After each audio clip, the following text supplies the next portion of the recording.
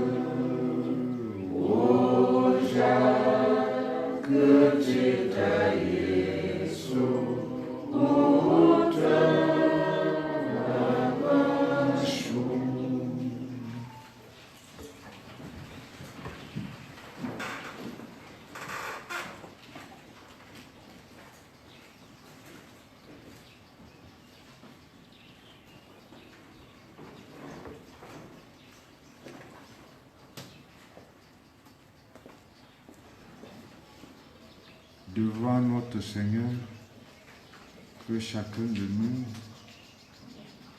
présente sa vie telle qu'il la ressent dans ses hauts et ses bas. Prions.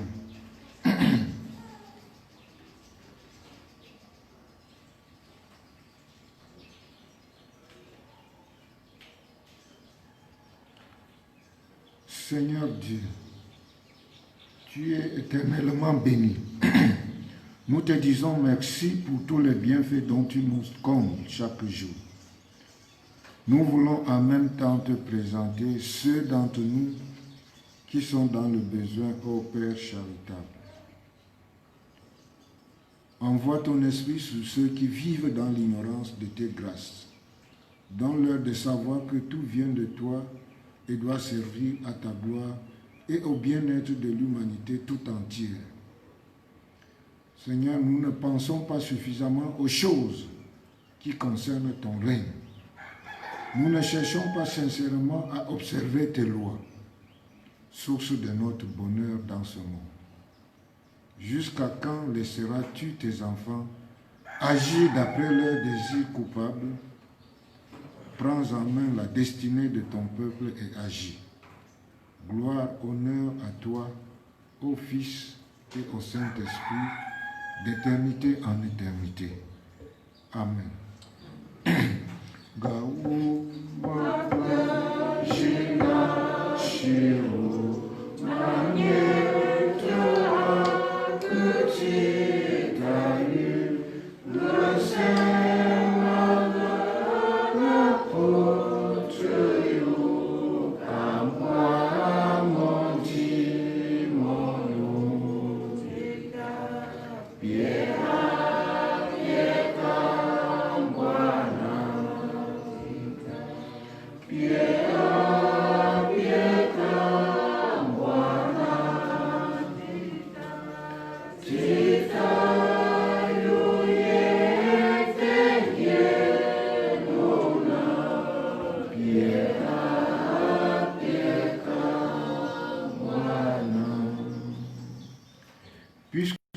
as été touché et que tu t'es humilié devant moi, dit l'Éternel.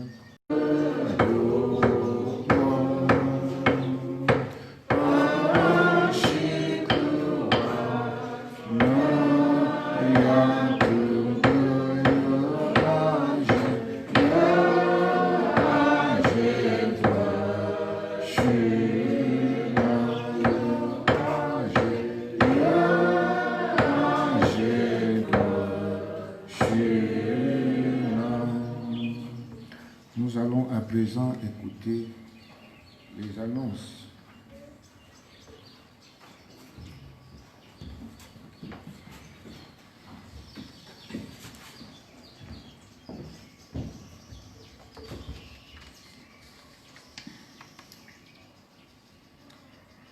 Peuple de Dieu, ici rassemblé, bonjour.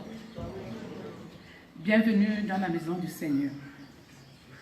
Nous sommes aujourd'hui au deuxième dimanche du mois de juillet 2020. Recevez les salutations fraternelles du Conseil d'anciens. Après 4 mois de confinement dû au Covid-19, notre paroisse a connu une baisse sensible de ses activités sur le plan spirituel, matériel et financier. Jusqu'aux cellules des prières. Nous pensons que nous devons intégrer le Covid-19 parmi d'autres maladies qui nous menacent, comme le paludisme, pour ne citer que celui-là. Une lettre du président de la région, le révérend pasteur Priso Mongolais Richard, nous a été adressée. Je vous lis la teneur. Comme objet, reprise officielle des activités. Frères et sœurs en Christ, après avoir pris une pause forcée d'au moins 4 mois à cause de la pandémie du coronavirus, dans sa forme du Covid-19, nous vous annonçons la reprise officielle des activités dans nos différentes paroisses. Il n'est donc pas question de condamner ceux qui ont pris le courage de maintenir leur temple ouvert au moment du confinement, ni d'apprécier ceux qui ont respecté les mesures. Nous savons que Dieu était au contrôle de tout. Malheureusement, pendant la période du confinement, nous avons perdu nos frères et sœurs, terrassés ou non par cette pandémie. Plusieurs parmi nous ont vu partir leurs êtres chers. Il nous revient de présenter nos sincères condoléances à toutes celles et ceux qui ont connu les épreuves difficiles parmi ce temps. Les activités de la région doivent donc reprendre avant tout. Cependant, la pandémie n'étant pas à sa fin, avec le strict respect des mesures barrières, nous pouvons nous protéger et protéger les autres. La fin de cette pandémie dépend de la responsabilité de chacun et chacune de nous.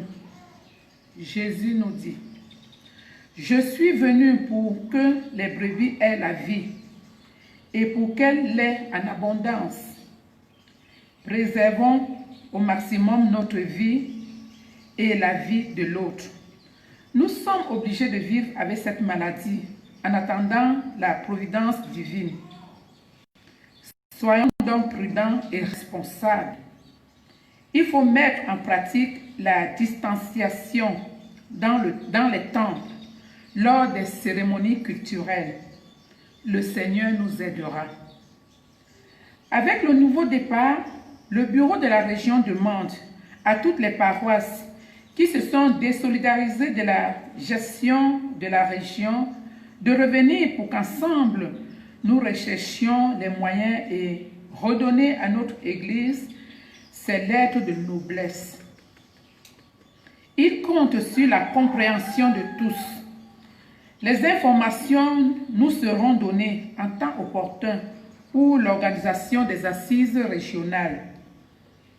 Dans l'attente de voir notre région reprendre toutes ses activités, recevez, frères et sœurs, nos salutations distinguées dans le Seigneur Jésus. C'est signé du révérend pasteur Rizo Mongolé Richard.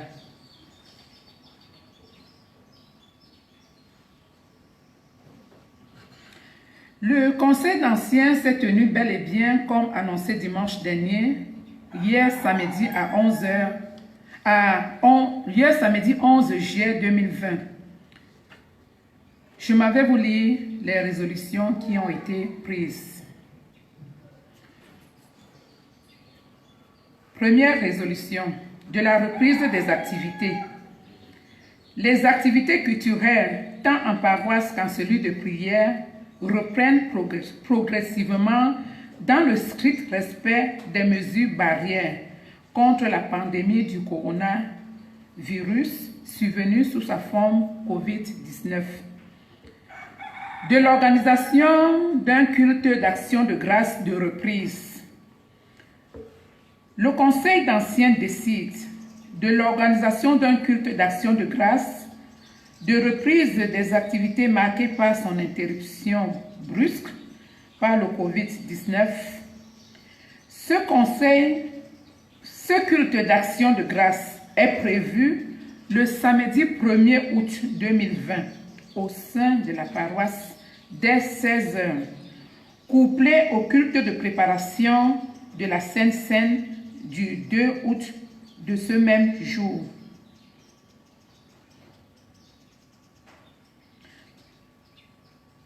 De l'institution d'un conseil d'anciens d'études.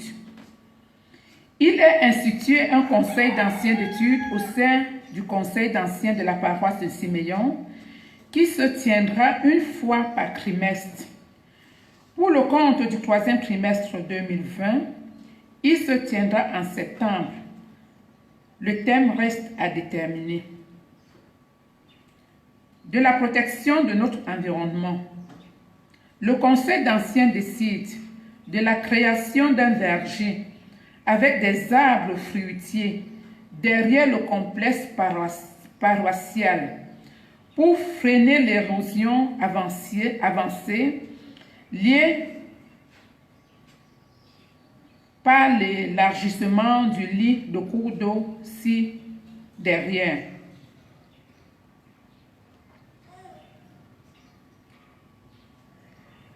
De l'accélération des travaux de pose de la toiture du complexe.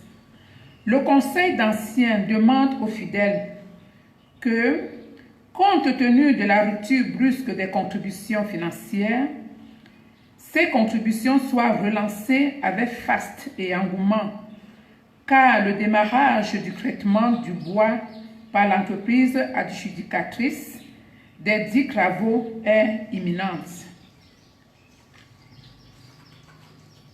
C'était là les résolutions prises par le conseil d'anciens tenu hier. L'enfant de notre ancien, Baba Joam Richard, a été opéré dans la semaine. Pour le moment, il va de mieux à mieux. Il va de mieux à mieux et est à la maison. Une quête sera faite après le culte, à la période des offrandes, pour soutenir nos étudiants en théologie de Ndiki, qui doivent commencer les soutenances mardi prochain, donc après-demain. En ce qui concerne la quête pour soutenir les actions de recherche scientifique pour le COVID-19 de notre ancien Baba Eloge, nous prions ceux ou celles qui ont apporté quelque chose de se rapprocher de notre maman ancienne, Elisabeth Pemboura. Nous voulons dès à présent passer la parole au révérend pasteur Moundé Lucas pour d'autres informations complémentaires. Papa, vous avez la parole. Bien, nous avons partagé ce culte avec l'un de nos anciens d'église, de la parole de Mabanda, M. Isaac. Il est avec nous depuis hier. Et à propos de cette quête pour soutenir les fruits de la recherche de notre frère, j'ai failli avoir honte hier. Mais heureusement que nous avions quand même commencé à faire quelque chose. Quand j'ai constaté que c'est d'autres paroisses qui sont en train de le soutenir, alors que nous-mêmes, il est avec nous ici, nous sommes les premiers bénéficiaires, nous n'avons rien fait, c'était pour moi une honte.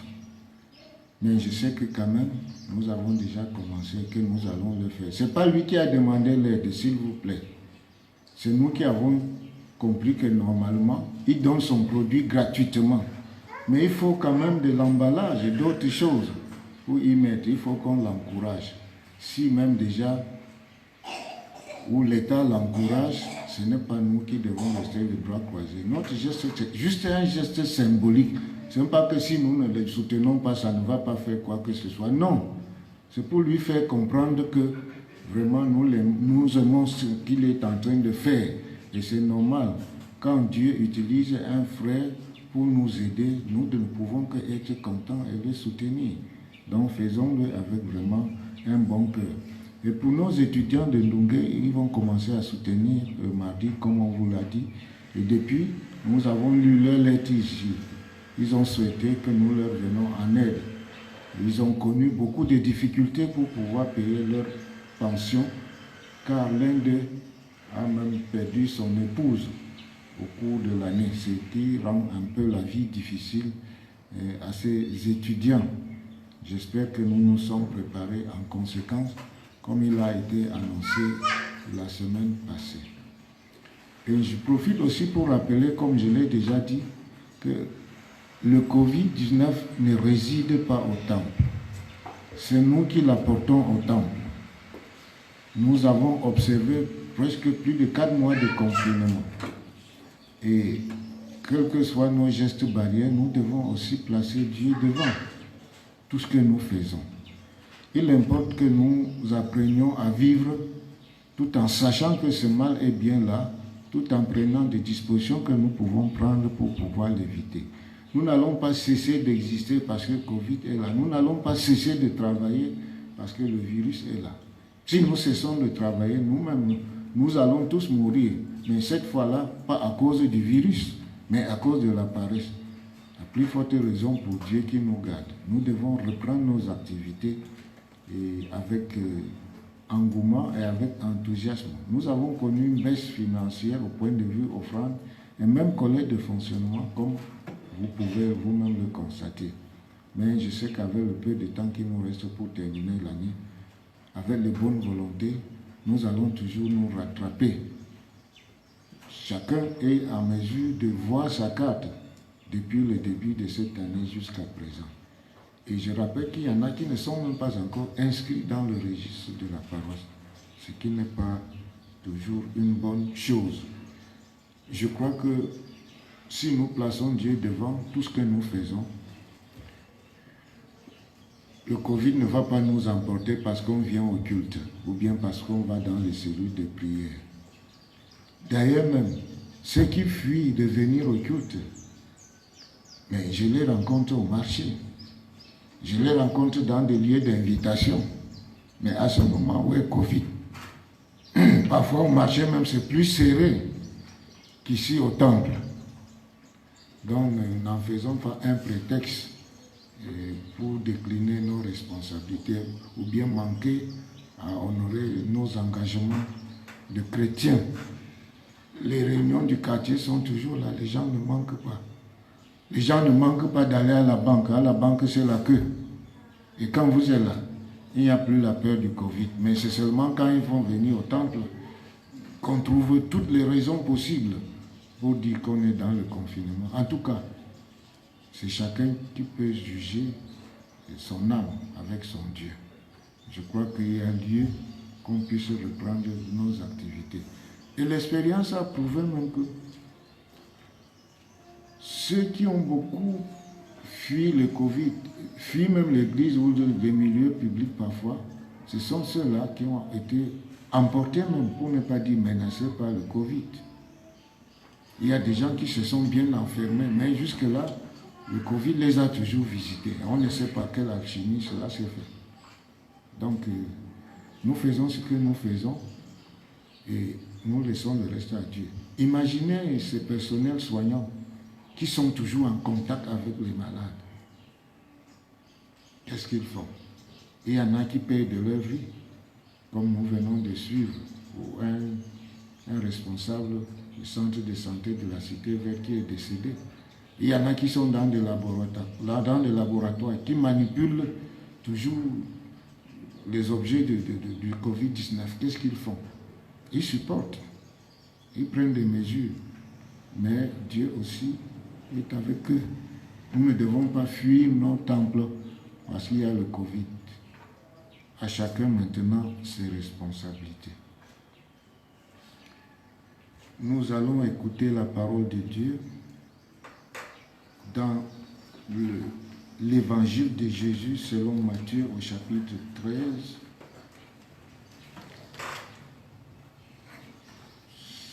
Les versets 1 à 23. Mais avant, nous allons prier.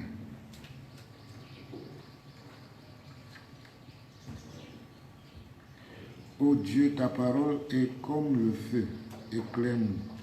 Ta parole est comme l'eau, rafraîchis-nous. Ta parole est comme le ciel, élargis-nous. Ta parole est comme la terre, enracine-nous. Nous ne comptons pas sur nos paroles à nous, paroles d'hommes qui oublient et déçoivent. Nous comptons sur ta parole à toi, parce que tu es Dieu de mémoire, Dieu d'espérance. Chaque jour, tu recrées pour nous, et nous tâchons de recréer avec toi les cieux et la terre, jusqu'à ce que vienne ce royaume qui a déjà commencé au milieu de nous. Fais-nous cadeau d'une vigueur d'homme et d'une attente d'enfant. Amen. Nous allons écouter les lectures en bamou et en français.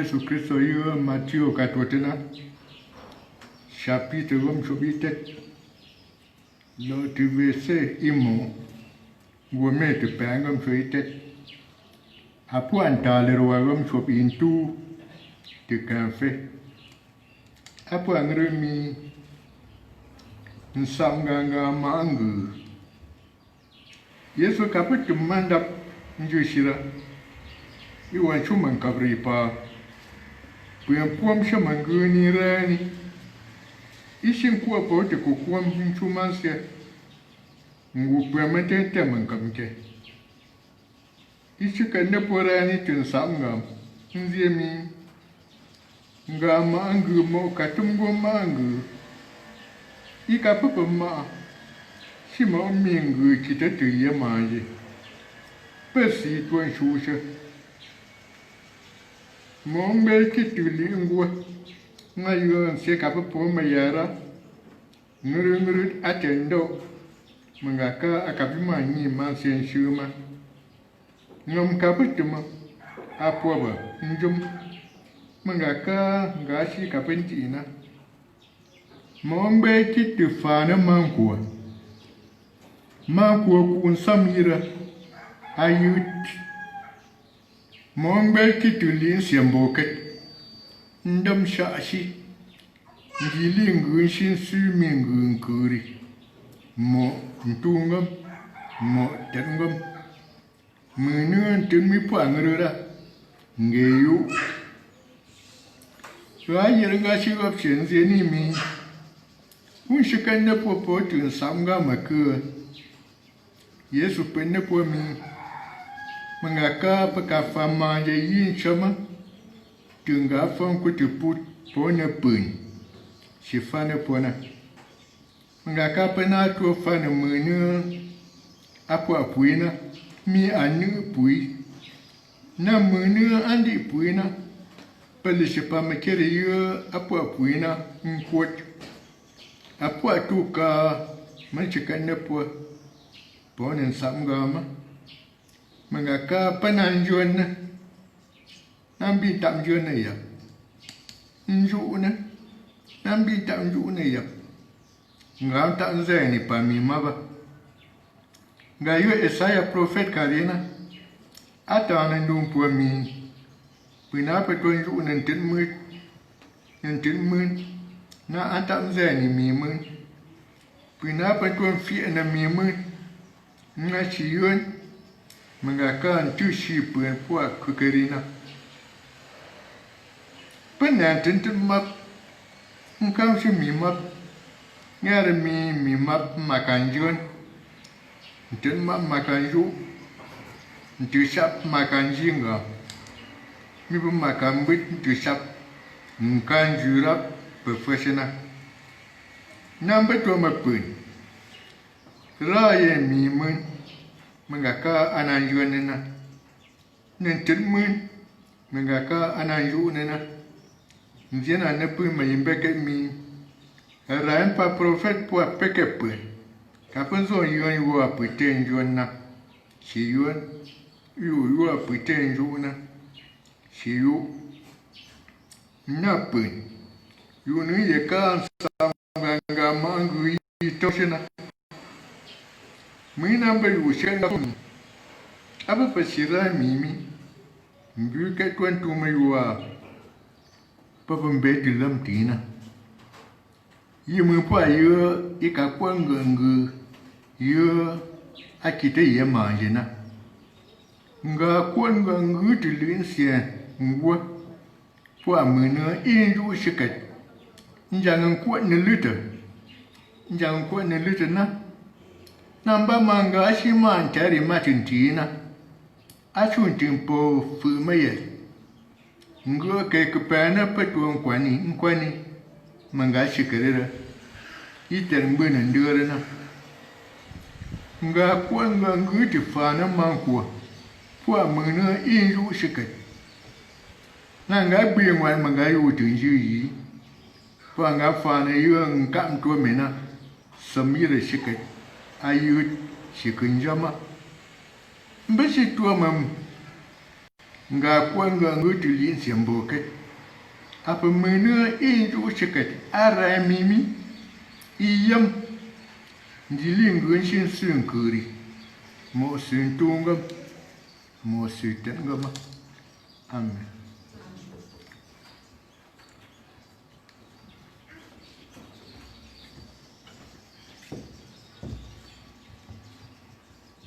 Nous lisons le même texte dans la version Parole de vie, Matthieu 13, 1 à 23. Ce jour-là, Jésus sort de la maison et il va s'asseoir au bord du lac. Des foules nombreuses se rassemblent autour de lui. C'est pourquoi il monte dans une barque et il s'assoit. Toute la foule reste au bord de l'eau. Jésus enseigne beaucoup de choses aux gens en utilisant des comparaisons. Il leur dit, « Le semeur va au champ pour s'aimer. Pendant qu'il sème, une partie des graines tombe au bord du chemin. Les oiseaux viennent et ils mangent tout. Une partie des graines tombe dans les pierres, là où il n'y a pas beaucoup de terre. Elle pousse tout de suite parce que la terre n'est pas profonde. Mais quand le soleil est très chaud, il brûle les petites plantes et elles sèchent parce qu'elles n'ont pas de racines. Une autre partie des graines tombe au milieu des plantes épineuses. Ces plantes poussent et les étouffent. Une autre partie des graines tombe dans la bonne terre et produit des épis. Les uns donnent 100 grains, d'autres 60, d'autres 30. Et Jésus ajoute, celui qui a des oreilles, qu'il écoute. Les disciples s'approchent de Jésus et lui demandent, pourquoi est-ce que tu leur parles avec des comparaisons? Jésus leur répond, Dieu vous donne à vous de connaître les vérités cachées du royaume des cieux, mais il ne donne pas cela aux autres. En effet, celui qui a quelque chose, on lui donnera encore plus et il aura beaucoup plus. Mais celui qui n'a rien, on lui enlèvera même le peu de choses qu'il a. Donc, je leur parle avec des comparaisons parce qu'ils regardent, mais ils ne voient pas. Ils entendent, mais ils n'écoutent pas et ne comprennent pas. Ainsi, il leur arrive ce que le prophète Ésaïe a annoncé. Dieu dit, vous entendrez bien, mais vous ne comprendrez pas. Vous regarderez bien, mais vous ne verrez pas. Oui, la tête de ce peuple est devenue dure. Ils ont bouché leurs oreilles, ils ont fermé les yeux. Ils ne voulaient pas voir avec leurs yeux, entendre avec leurs oreilles, comprendre avec leur cœur. Ils ne voulaient pas changer leur vie. Alors, je n'ai pas pu les guérir. Mais vous, vous êtes heureux. Vos yeux voient et vos oreilles entendent. Je vous le dis, c'est la vérité. Beaucoup de prophètes, beaucoup de gens fidèles à Dieu ont désiré voir ce que vous voyez, mais ils ne l'ont pas vu. Ils ont désiré entendre ce que vous entendez, mais ils ne l'ont pas entendu. Écoutez donc ce que l'histoire du semeur veut dire. Le bord du chemin où la graine tombe, ce sont les gens qui entendent la parole du royaume et qui ne comprennent pas.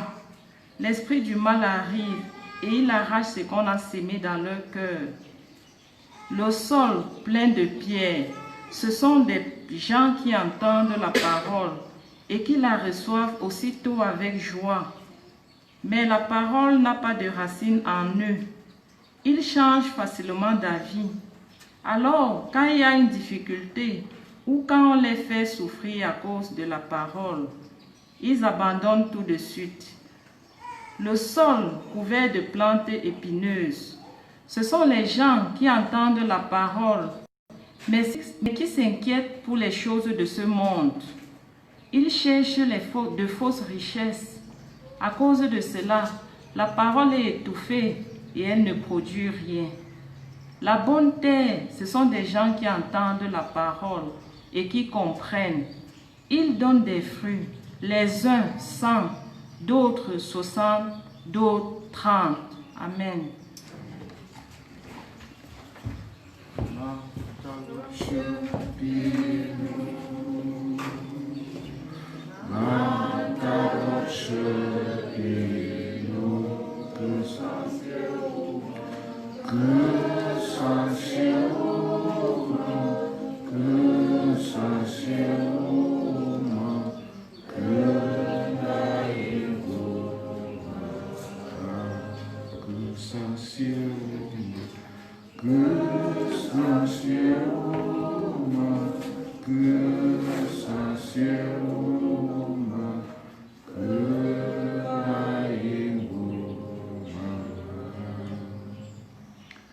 Ce chapitre regroupe plusieurs paraboles. Et le passage, la parabole que nous venons de lire semble être la plus longue à cause des explications qui suivent cette parabole. En principe, on devrait s'arrêter juste au verset 9, par exemple. Parce que du verset 10 au verset 17, c'est les explications que Jésus donne au sujet de l'emploi de paraboles. Et les versets 18 à 23 sont des explications que Jésus donne lui-même à cette parabole. Donc cette parabole a le privilège d'être expliquée par Jésus lui-même. Et je crois que les explications que Jésus donne à cette parabole sont les meilleures par rapport à celles que nous pouvons encore commenter. Ainsi, je nous invite aussi à méditer sur les explications de cette parabole que Jésus donne. Déjà, la parabole, c'est un genre littéraire bien connu dans l'Ancien Orient, qui consistait à communiquer un message par ce moyen, voilé. Et vous savez, la parabole, c'est comme un paquet qu'on a attaché. C'est quand vous détachez le paquet que vous pouvez savoir le contenu. Et des gens étaient préparés, il y avait des spécialistes pour décoder les paraboles.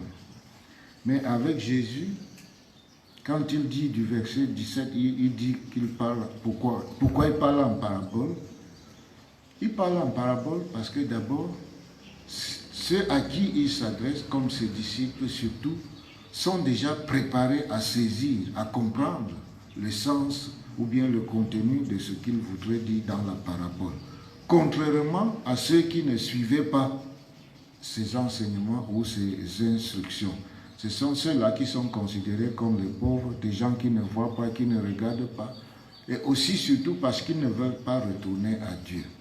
Et ceux qui ont déjà quelque chose ici, c'est quelque chose-là, c'est l'enseignement, c'est le miracle que Jésus opère devant eux, dont ils sont tous témoins.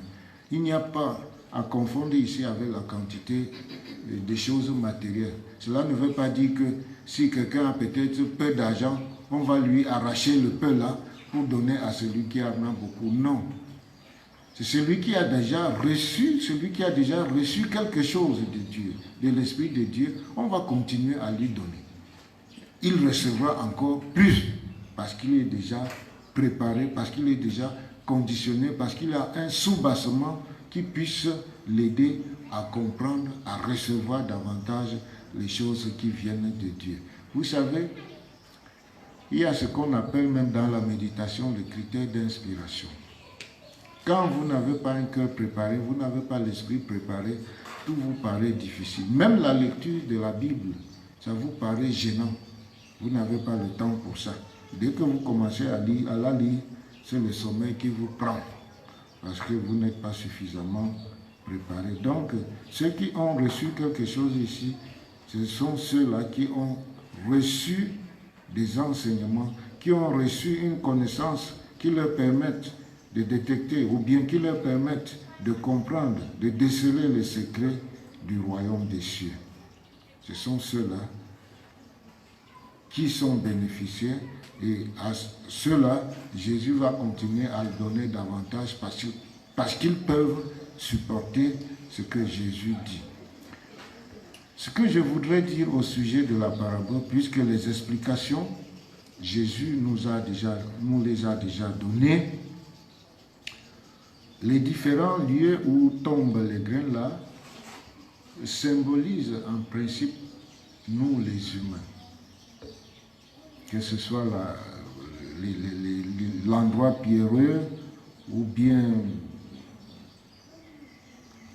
l'endroit épineux ou bien jonché des herbes qui étouffent, ce sont des images qui illustrent aussi nos comportements. Il y a des gens qui sont comme ces différents endroits. Mais la particularité du semeur, c'est que, quel que soit le sol, il n'hésite pas à s'aimer. Il sème partout. Il ne tient pas compte, il ne dit pas ça, c'est un endroit pierreux, ça ne vaut pas la peine. il fait son devoir, celui de s'aimer, quitte à ce que la graine germe. Et quand bien même la graine a réussi à germer, ça ne produit pas toujours la même quantité de fruits. Il y en a qui produisent 100, d'autres 60, d'autres 30. Vous voyez que c'est quand même différent. Bien que c'est tombé sur un même sol, un sol fertile, la quantité de fruits, la production n'est pas toujours la même. Ça varie. Et c'est comme ça que les personnes, les croyants que nous sommes. Celui qui annonce la parole de Dieu, enfin le chrétien, puisque nous parlons du sacerdoce universel, il ne faut pas avoir de préjugés à l'avance. Quand tu veux parler de Dieu à quelqu'un, tu veux annoncer la parole, ne tiens pas compte que celui-ci ne va pas écouter, ça ne va pas donner, ça ne va pas faire ceci ou cela. Fais ton travail. Laisse le reste. Il en est de même de celui qui sème par les actes. Sème seulement, ne tiens pas compte que tel ne sera jamais reconnaissant. C'est comme ça les gens. Mais là où il y aura reconnaissance, tant mieux. Là où il n'y en aura pas, tu as fait ton devoir. Donc ton devoir, c'est de s'aimer. Et nous, comme chrétiens, nous sommes comme ces semeurs. Nous devons s'aimer partout, sans faire exception, sans juger le lieu, sans éviter le lieu, parce qu'on va dire, mais on perd son temps inutilement. Tu as fait ton devoir. Ton devoir, c'est de s'aimer. Sème seulement et laisse le reste. Que ça réussisse ou pas, que ça pousse ou pas, que ça pousse momentanément ou bien pour un temps et tombe, que ça ne pousse même pas, tu as fait ton devoir. Son devoir, c'est d'avoir semé. Et là où la semence a réussi, gloire soit rendue à Dieu. Ainsi, il en va de notre vie. Dans notre vie, si nous voulons faire trop de calculs, nous serons parfois découragés. Il y a des moments où des gens se comportent comme s'ils n'ont jamais entendu parler de Dieu, ou bien comme s'ils ne suivent pas la parole de Dieu. Peu importe, cela ne doit pas nous décourager. Et si nous pouvons nous rappeler de ces chiffres des témoins de Jéhovah qui parlent de 144 000 élus, ou 744 000, ou c'est combien. Depuis que ce mouvement existe, ils sont toujours à la recherche des élus. Et ils disent que si on ne trouve pas 144 000 saints,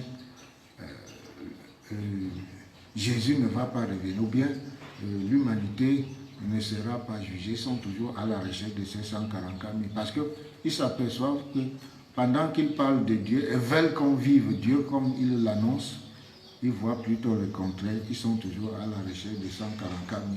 Et tant que ce chiffre ne sera pas atteint, c'est un chiffre qu'on trouve dans l'Apocalypse, ça veut donc dire que le royaume de Dieu ne pourra pas venir. Or, ils se trompent. Ils oublient que le rôle du semeur, c'est de semer.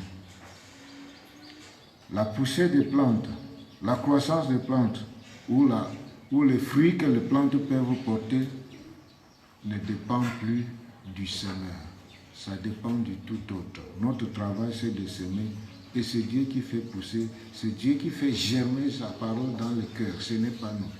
Il y a des cœurs pierreux, il y a des cœurs étouffés par les choses du monde, comme Jésus lui-même l'explique. Il y a des cœurs qui sont étouffés, soit par le pouvoir, et qui empêchent que la graine, que la parole de Dieu, que la semence, que la parole de Dieu ne puisse s'y enraciner. Mais notre devoir, c'est de s'aimer. Nous parlons de ceux qui s'aiment partout, sans avoir peur, sans les préjugés. Et si nous jouons ce rôle de semeur, le Seigneur sera avec nous. Il continuera toujours à nous donner des semences et nous n'en manquerons jamais. Puisse le Seigneur faire de nous des semeurs qui sèment sans préjugés, car c'est Dieu qui fait croître et qui fait pousser. Amen. Restons debout et confessons notre foi chrétienne. Je crois en Dieu, le Père Tout-Puissant, Créateur du ciel et de la terre. Je crois en Jésus-Christ, son Fils unique, notre Seigneur, qui a été conçu du Saint-Esprit et qui est né de la Vierge Marie. Il a souffert sous Ponce Pilate. Il a été crucifié. Il est mort. Il a été enseveli. Il est descendu aux enfers.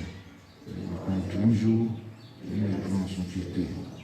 Il est monté au ciel. Il siège à la droite de Dieu, le Père Tout-Puissant. Il reviendra de là pour juger les vivants et les morts. Je crois au Saint-Esprit, je crois à la Sainte Église universelle, la communion des saints, la rémission des péchés, la résurrection de la chair et à la vie éternelle. Amen. Restons assis, c'est le moment d'apporter nos offrandes. Et souvenez-vous que le Seigneur aime celui qui donne avec joie.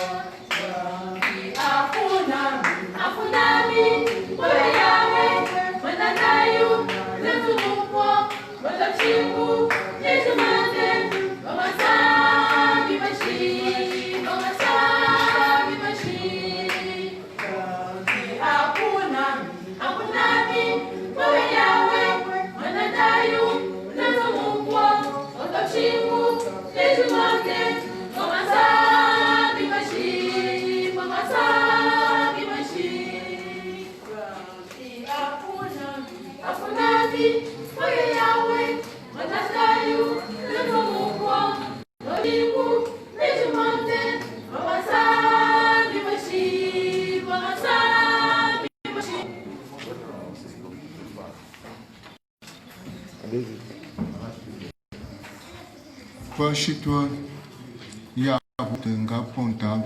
Nous allons maintenant manifester pour aider nos frères de Ndiki.